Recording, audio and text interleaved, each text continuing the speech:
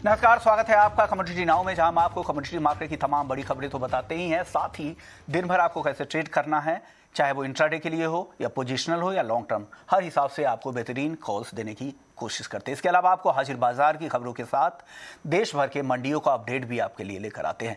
चलिए, लेकिन आज एक बड़ी खबर के साथ शुरू कर लेते हैं। खबर ये आ रही है कि गोल्ड और सिल्वर पर जीएसटी बढ़ाने की योजना है। सूत्रों के हवाले से खबर आ रही है कि जीएसटी को बढ़ाकर 3% से 5% किया जा सकता है। सोर्सेस के मुताबिक अगर ऐसा होता है और कब तक ये हो सकता है, हमारे साथ सुरेंद्र मेहता जी हैं, इब्जा के सेक्रेटरी है। सर, अगर ये खबर सच होती है, अगर जीएसटी को 3 से बढ़ाकर 5%, तो कंज्यूमर्स के अलावा और किस पर इम्पैक्ट हो सकता है इसका? देखिए, ये जो खबर आ रही है इसमें दो चीजें हैं। पहले तो ये ग्रुप ऑफ मिनिस्टर, जो जीएसटी काउंसिल के ग्रुप ऑफ मिनिस्टर होते हैं, उनके द्वारा उसका रिकमेंडेशन जीएसटी काउंसिल को करना पड़ेगा और जीएसटी काउंसिल इसको बाद में अप्रूव करेगा। मुझे लगता है कि जिस तरह से इंपोर्ट के नंबर्स बढ़ रहे हैं और जिस तरह से भारतीय बाजारों में सोने चांदी की डिमांड है इस वक्त, तो ये एक जस्टिफाइबल रीजन लगता है सरकार के लिए, क्योंकि यदि उन्हें अंकुश लगाना है या उन्हें इतने अच्छे मार्केट में से ज्यादा रिवेन्यू जनरेट करना है, तो वो जीएसटी को बढ़ा सकते हैं। जहां तक बाजारों में डिमांड का सवाल है, इसका कंज्यूमर पर क्या असर होगा, देखिए मैं नहीं मानता कि कभी भी कोई किसी प्रकार के टैक्स बढ़ने से कोई भी बाजारों में मांग कम होती है। उसका एक इम्पैक्ट एक 10-15 दिन तक रहता है, लेकिन उसके बाद ये सब न्यूट्रलाइज हो जाता है, इससे कोई फर्क नहीं पड़ता। हम कैपिटल गेन टैक्स की बात कर ले तो लोग कहते थे कैपिटल गेन टैक्स लगाने से इक्विटी मार्केट खत्म हो जाएगा। अब कैपिटल गेन टैक्स लगने के बाद इक्विटी मार्केट 3 गुना बढ़ गया। तो मैं नहीं मानता कि किसी भी प्रकार के टैक्स या ड्यूटी से, या चाहे वो डायरेक्ट टैक्स हो या इनडायरेक्ट टैक्स हो, उससे किसी भी मांग में कोई फर्क पड़ने वाला। ओके, तो कब तक सर उम्मीद की जा सकती है कि कब तक ये बढ़ोतरी हो सकती है? मुझे लगता है कि ये सरकार ने एक रैशनलाइजेशन ऑफ जीएसटी स्ट्रक्चर की पिछले बजट में बात की थी और ये उसी के कॉन्टेक्स्ट में ये सारी मीटिंगें नवंबर एंड या दिसंबर तक होनी है। तो मुझे लगता है ये अगर चेंजेस होता भी है तो मुझे लगता है 1 जनवरी से ये चेंजेस हो सकते हैं। चलिए सर, कुछ खबर की अब बात कर लेते हैं। गोल्ड और सिल्वर में कल जिस तरह से गिरावट देखी थी, डॉलर काफी मजबूत हो गया है, बॉन्ड यील्ड भी मजबूती दिखा रहा है यूएस का, और साथ ही पॉवेल की दोबारा नॉमिनेशन उनका हो गया है। उनका रुख उतना नरम नहीं है, इस वजह से डॉलर में मजबूती दिखी। लग रहा है कि 2022 के मध्य तक वहां पर ब्याज दरें बढ़ जाएंगे। तो क्या लग रहा है, कल के फॉल के बाद अब यहां से गोल्ड में बाइंग आएगी? आपका टेक क्या होगा सर? देखिए, जिस प्रकार से इन्फ्लेशन के आंकड़े आए थे तो एक करीबन 8-10 दिनों तक ये लग रहा था कि ये इन्फ्लेशन जो है वो यूएस के कंट्रोल के बाहर हो रहा है, फेड उसे कंट्रोल नहीं कर पा रहा है। लेकिन उन्होंने लगातार इसमें मेजर्स लिए हैं। जैसे उन्होंने ऑयल के दाम घटाने के लिए ऑयल को ज्यादा मात्रा में रिलीज करने का फैसला किया है। तो इस प्रकार के उन्होंने जो टेपरिंग की बात है कि बॉन्ड बाइंग के प्रोग्राम जो है उसे जल्दी से जल्दी हम खत्म कर देंगे, तो इस प्रकार के जो वो डिसीजन ले रहे हैं वो इन्फ्लेशन को जरूर कंट्रोल करेंगे। और इसी के मद्देनजर रखते हुए हमने कल भी देखा कि कल लगभग $45 का फॉल एक ही साथ में इंटरनेशनल मार्केट में आया। तो मुझे ऐसा लगता है कि फिलहाल ये थोड़ी सी इसमें मंदी बनी रहेगी, लेकिन कोई बहुत ज्यादा मुझे नीचे गोल्ड लगता नहीं है। गोल्ड में एक करेक्शन मोड आया है, वो एक ऊंची उछाल के लिए ही आया है। मैं नीचे में $1783 और ऊपर में एक $1851 की एक रेंज देख रहा हूं जिसमें गोल्ड मूव करेगा। तो ये रेंज है। सर, चांदी के लिए क्या लग रहा है? चांदी भी कल गोल्ड की तरह ही 900 रुपए के आसपास चांदी में भी गिरावट देखी। क्या आप चांदी में तेजी ज्यादा आएगी गोल्ड के मुकाबले? क्या लग रहा है आपको?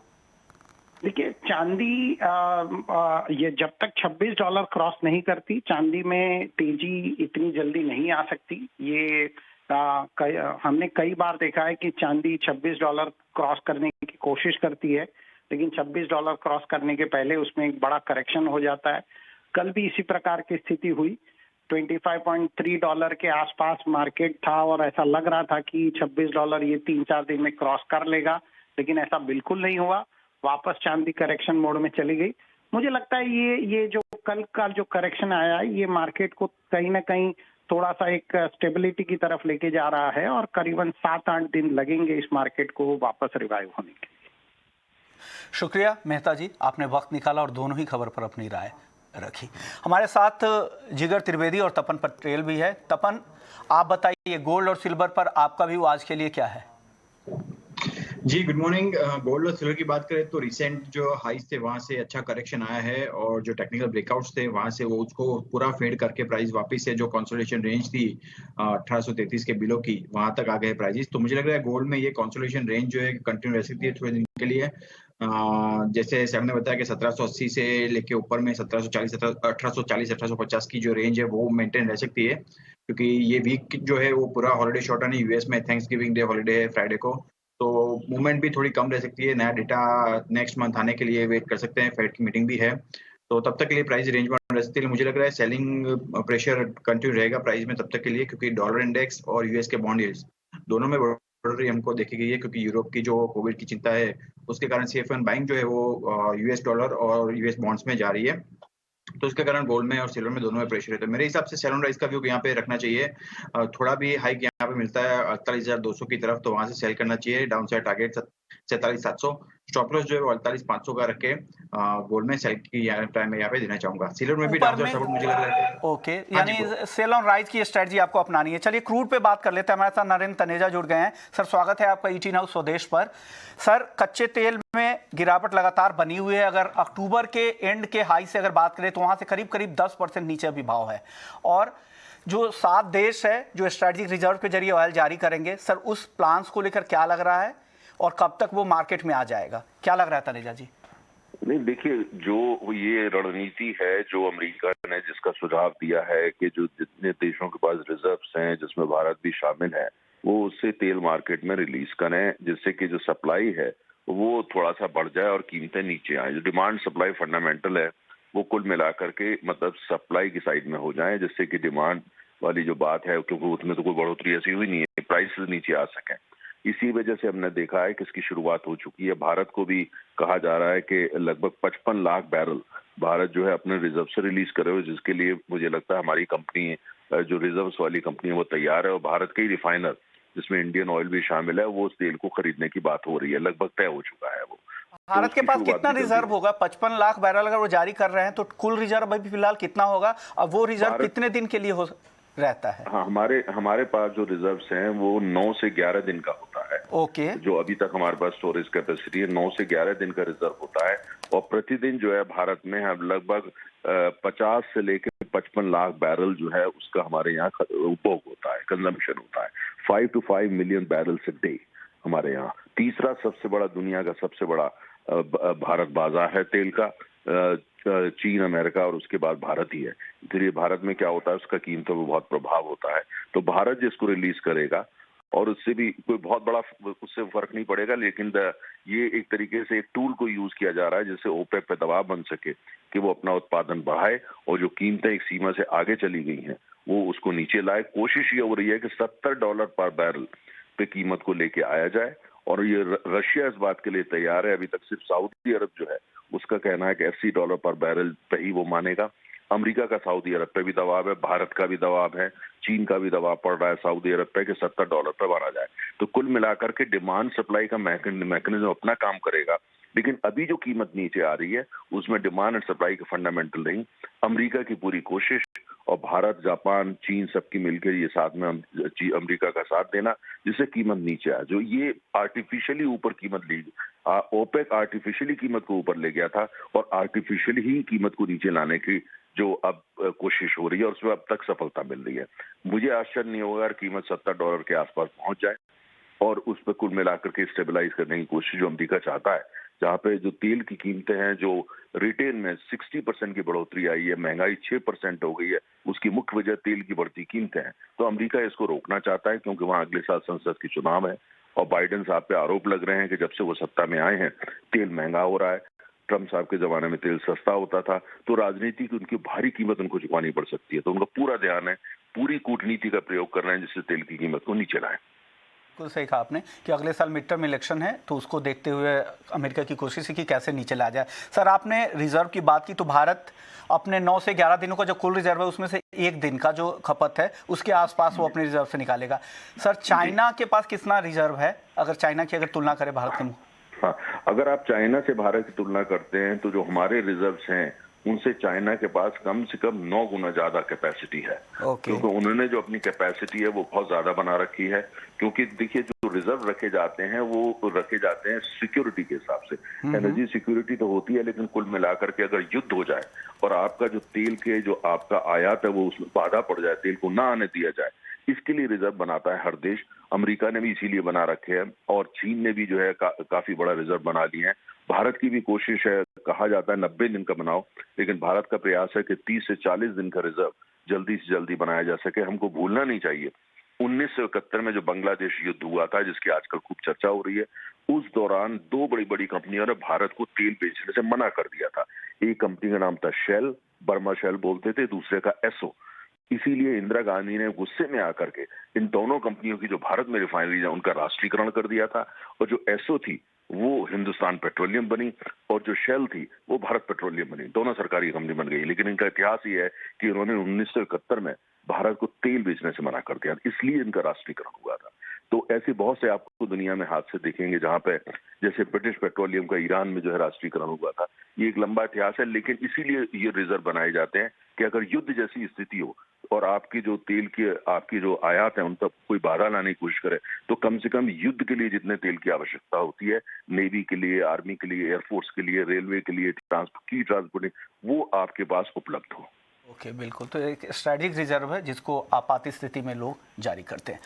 चलिए, लेकिन तनेजा जी से बात करके ये हो गया कि यूएस पूरी तरह चाह रहा है कि कैसे क्रूड की कीमतें आएँ, और तनेजा जी का मानना है कि आने वाले समय में ब्रेंट के भाव $70 तक भी आ सकते हैं। शुक्रिया तनेजा जी, आपने वक्त निकाला और बेहतरीन चर्चा की और आउटलुक भी बताया क्रूड के पूरे मार्केट का। हमारे साथ तपन और जिगर बने हुए हैं। जिगर, आप सोने चांदी पर आपसे बात नहीं हो पाई थी, पहले गोल्ड और सिल्वर पर आप बता दीजिए आपका व्यू, फिर आगे कच्चे तेल पर भी बात करेंगे। Good morning. So I think gold and silver में मेरा इंट्राडे के लिए शॉर्ट कवरिंग का एक व्यू है।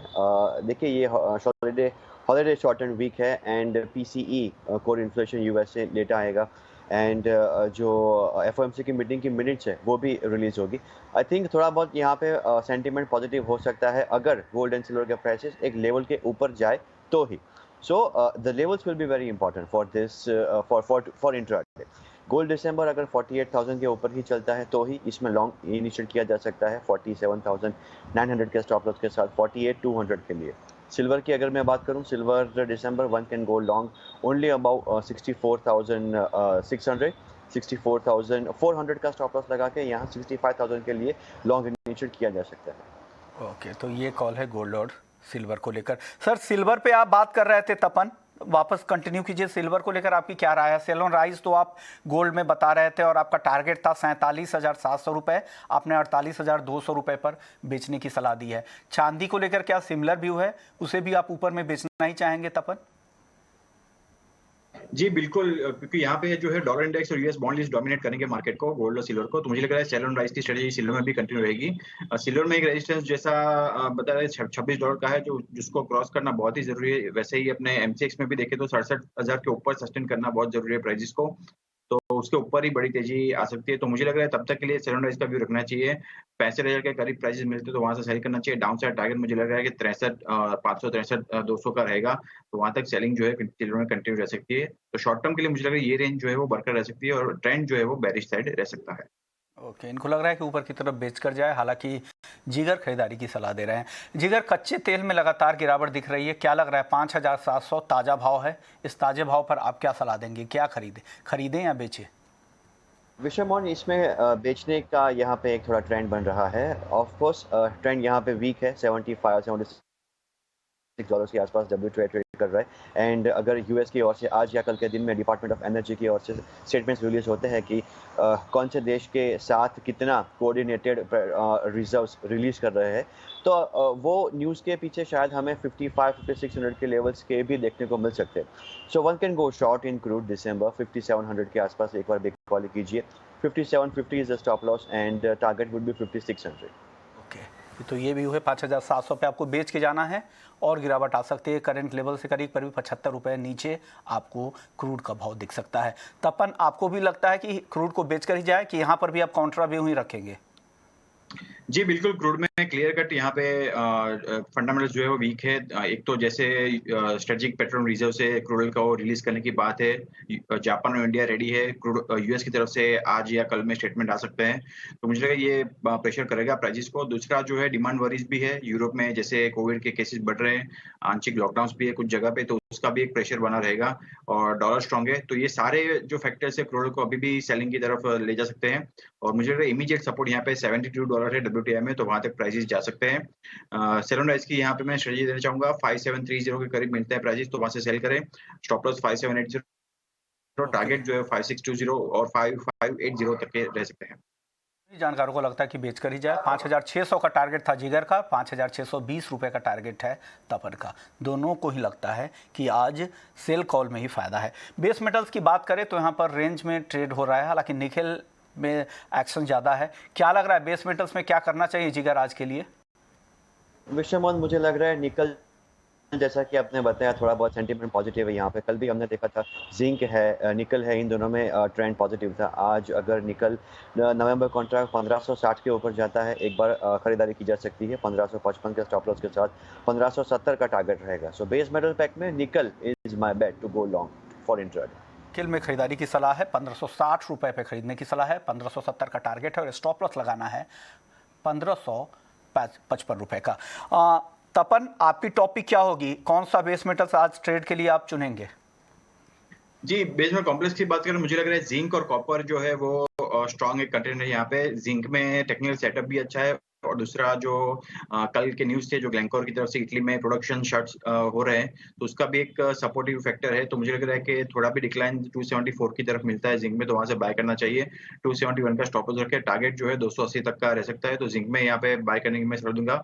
उसके अलावा भी कॉपर की अगर बात करें तो चाइना में जो प्रीमियम जो है स्पॉट में वो भी बढ़ रहे हैं, तो उसका भी एक सपोर्ट है, क्योंकि ये दिखा था कि सप्लाई टाइटनेस है चाइना में और डिमांड रिकवरी चाइना की तरफ से ज्यादा है।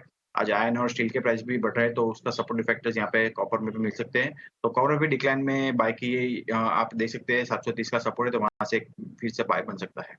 ओके, तो ये दो कॉल इनकी तरफ से है, कॉपर और जिंक। जिंक पे इन्होंने खरीदारी की सलाह दी है, 280 रुपए का टारगेट दिया है। 274 रुपए पे आपको खरीद कर जाना है। 271 का स्टॉप लॉस ज़रूर लगा लीजिएगा।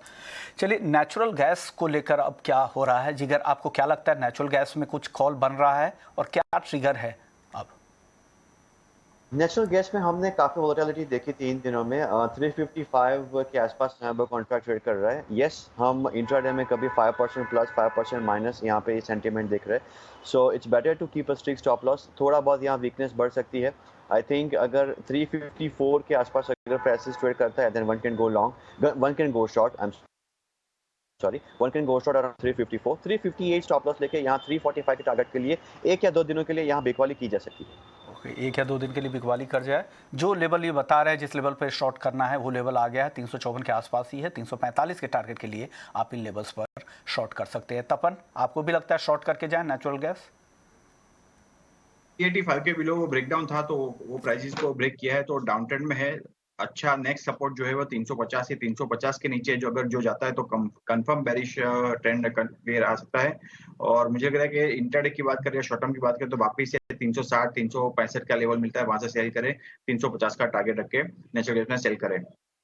ओके, चलिए अब करेंसी की बात कर लेते हैं, डॉलर रुपी की, जहां पर आज कमजोरी दिख रही है लगातार दूसरे दिन। क्या लग रहा है? रुपी शुरुआती कारोबार में 16 पैसे तक फिसल गया था। अब तपन, आपको क्या व्यू है आपका, कहां तक जा सकता है? जी, रुपी में देखें तो 74 एक स्ट्रॉन्ग सपोर्ट था, वहां से रिकवरी हमको देखने को मिली है और मुझे लग रहा है कि 74.75 जो है स्ट्रॉन्ग रेजिस्टेंस है, उसको ब्रेक करना बहुत ही जरूरी रहेगा अप ट्रेंड अगर यूएसडी आईएनआर को रिज्यूम करना है तो। अदरवाइज वहां से प्राइसेस में डिक्लाइन आ सकता है, तो मुझे लग रहा है कि शॉर्ट टर्म के लिए यहाँ से और शॉर्ट रिकवरी कंटिन्यू रह सकती है। तो 74.75 मेरा रेजिस्टेंस लेवल रहेगा, वहां तक प्राइसेस जा सकते हैं। भी हुए करेंसी पर। चलिए अब कुछ एग्री मार्केट की बात कर लेते हैं। उसमें सबसे ज़्यादा एक्शन स्पाइसेस के काउंटर में है। अक्रॉस द बोर्ड अच्छी तेज़ी है, कल के सत्र में भी अच्छी तेज़ी दिखी थी। टर्मरिक और कोरिएंडर दोनों में आज तीनों ही काउंटर, चाहे वो जीरा हो, टर्मरिक हो या कोरिएंडर हो। आपको अगर तीनों में से कोई एक चुनना हो तो क्या चुनेंगे जिगर, और क्या वजह है कि आप वही चुन रहे हैं? एग्री कमोडिटीज़ के जो भी कॉल्स मेरे रहेंगे प्योरली टेक्निकल्स कॉल है विश्व मोहन। और अगर स्पाइस कॉम्प्लेक्स में मुझे कुछ चूज़ करना है, आई विल गो विद जीरा। जीरा मुझे लग रहा है दिसंबर कॉन्ट्रैक्ट 16,400 के आसपास लॉन्ग इनिशिएट किया जा सकता है। 16,200 का स्टॉप लॉस, 16,800 के टारगेट के लिए। और दूसरी कोई कमोडिटी में अगर लॉन्ग इनिशिएट करना है तो I am comfortable going long in guar seed. हालांकि गुआरसीड दिसंबर कॉन्ट्रैक्ट 62.20 के ऊपर ही मैं खरीदारी का रिकमेंडेशन दूंगा। 62.20 के बाद 61.80 का स्टॉप लॉस एंड 6300 के टारगेट के लिए यहाँ पे गुआरसीड में भी खरीदारी की जा सकती है। ओके, यानी स्पाइसेस के काउंटर पर जिस तरह के तेज़ी आ रही है उसमें से इन्होंने जीरा चुना है। टेक्निकली इनको लग रहा है कि जीरा ज़्यादा बेहतर है। 16,400 के लेवल पे आप जीरा खरीद सकते हैं। 16,200 रुपये का स्टॉप लॉस लगा ले और टारगेट दिया है 16,800। इसके अलावा हालांकि ग्वार सीड और ग्वारगम में आज हल्की कमजोरी के साथ कारोबार हो रहा है, रेंज में ट्रेड है आज। तो ग्वार सीड खरीदने की सलाह दे रहे हैं। दिसंबर कॉन्ट्रैक्ट 6,220 रुपये के लेवल पे आपको ग्वार सीड खरीदना है। टारगेट दिया है 6,300 रुपये का और स्टॉप लॉस यहाँ पर लगाना है 6,180 का। जिगर, आज सोयाबीन में काफ़ी अच्छी तेज़ी दिख रही है। पिछले एक हफ्ते से बहुत अच्छी तेज़ी 6,700 के आसपास दिसंबर का वायदा ट्रेड कर रहा है। क्या लग रहा है सोयाबीन में और कितनी तेज़ी आपको यहाँ से दिख रही है? विश्वमान, मुझे दिसंबर कॉन्ट्रैक्ट लग रहा है 6800 को टच कर सकता है। हालांकि it's already up by 234 points plus by around 3.5%।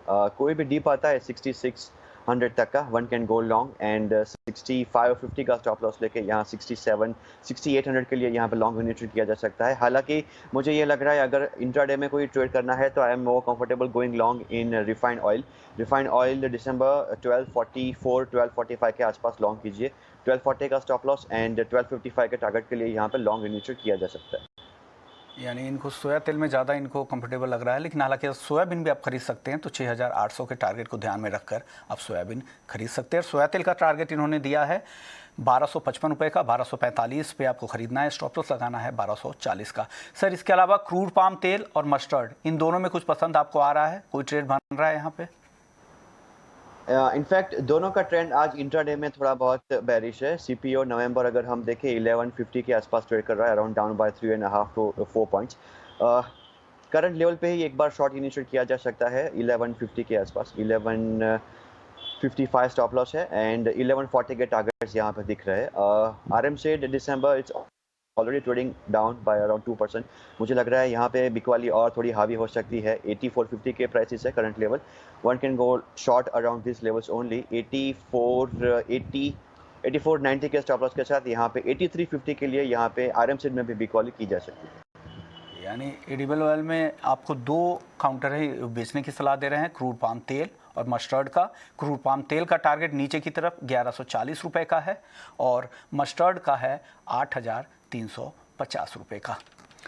चलिए, अब कमोडिटी नाउ को यहीं समेटने का वक्त आ गया है। शुक्रिया जिगर त्रिवेदी जी आपका, तपन पटेल आपका। आप दोनों ने वक्त निकाला और बेहतरीन ट्रेडिंग कॉल्स भी दिए और आउटलुक भी बताया कि कमोडिटी मार्केट में आपको पूरे दिन क्या करना है, कैसे ट्रेड अपने इनिशिएट करने हैं। तो कमोडिटी नाउ में फिलहाल इतना ही, लेकिन आप बने रहिए ईटी नाउ स्वदेश के साथ। ब्रेक के बाद आपके लिए लेकर आएंगे एफएम जंक्शन। नमस्कार।